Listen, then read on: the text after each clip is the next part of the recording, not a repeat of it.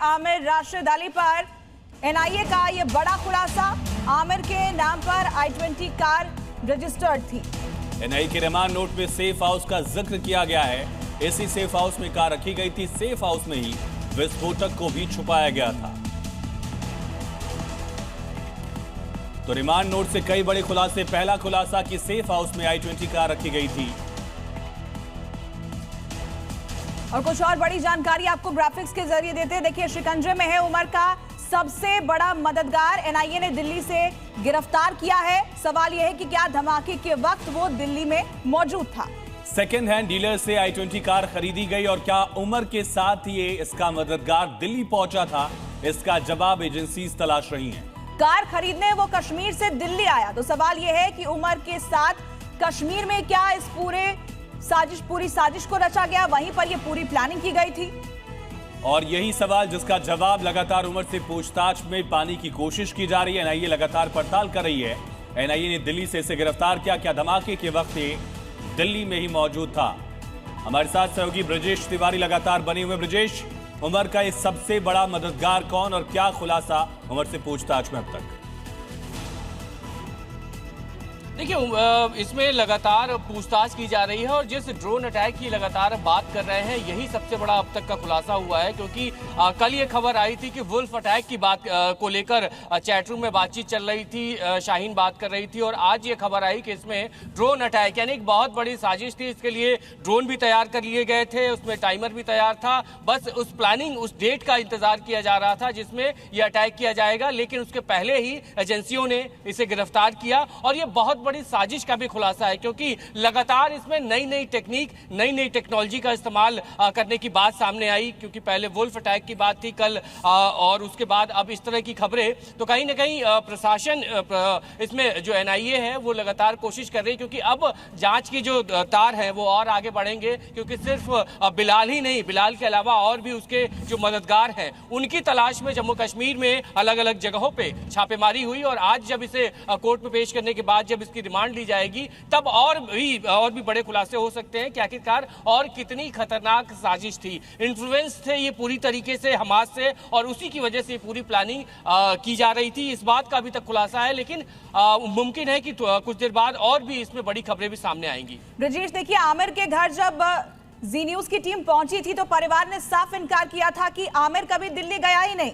लेकिन कार चूंकि उसके नाम पर रजिस्टर्ड है, यानी एक बड़ा झूठ भी बोला गया परिवार की तरफ से।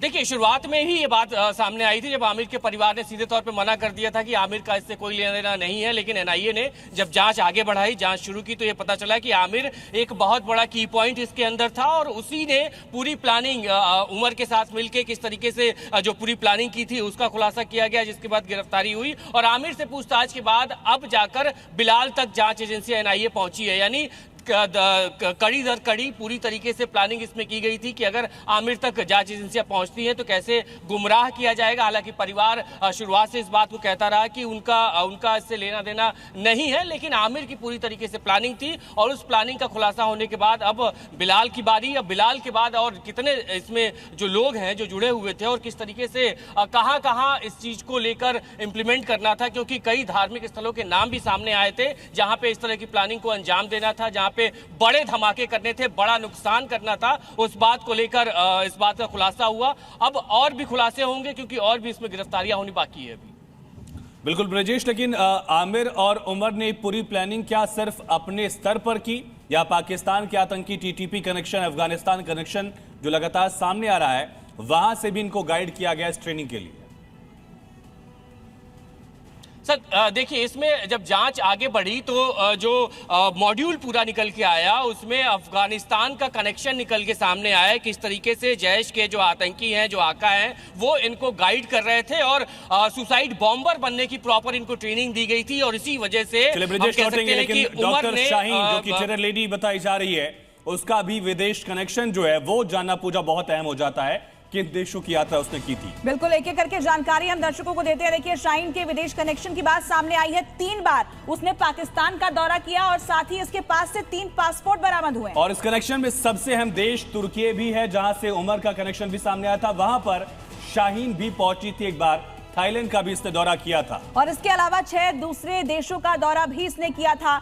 अब इस पूरे मामले की पड़ताल की जा रही है, ये कड़ियां जोड़कर देखी जा रही हैं कि क्या इस साजिश में इसके विदेश दौरे की भी भूमिका है। विशाल हमारे सहयोगी इस खबर पर जुड़ गए हैं, हम सीधे उनका रुख करते हैं। विशाल, देखिए शाहीन के बारे में बहुत बड़ा खुलासा हुआ है, 3 पासपोर्ट उसके पास है, वो पाकिस्तान गई है, कई दूसरे देशों का भी उसने दौरा किया है। क्या जानकारी अब तक जांच एजेंसियों को मिल पाई है इससे जुड़ी हुई? देखिए बिल्कुल उसने जो है करीब 3 बार जो है अलग अलग पासपोर्टों से जो है कई यात्राएं की हैं और सबसे बड़ी बात है कि उसके फेक पासपोर्ट बनवाने में उसके मददगार भी थे। और आपको याद होगा कि अभी 2 साल पहले ही जैश ए मोहम्मद के लिए फेक पासपोर्ट बनाने वाले 2 लोगों को गिरफ्तार किया गया था। एक जो है हापुड़ से गिरफ्तारी हुई थी और एक कानपुर से गिरफ्तारी हुई थी। तो ऐसे में जांच एजेंसियां अब इस पर भी विशेष तौर पर काम कर रही हैं। कहीं ऐसा तो नहीं कि तमाम जो और भी लोग जो हैं उसमें शामिल हों, क्योंकि लगातार शाहीन के बारे में कई चीज़ें खुलासे हो रहे हैं। लगातार उसका CDR जो है उसको खंगाला जा रहा है, तमाम उसके करीबियों में शिकंजा कसा जा रहा है। और सबसे बड़ी बात है कि शाहीन के बारे में और जो जानकारी मिली है उसके अनुसार शाहीन जो है कई बार विदेश यात्रा कर चुकी थी, पाकिस्तान जा चुकी थी, इसके साथ साथ वो दुबई भी गई थी। इस तरह की तमाम चीज़ें जो है इसके बारे में निकल के सामने आ रही हैं।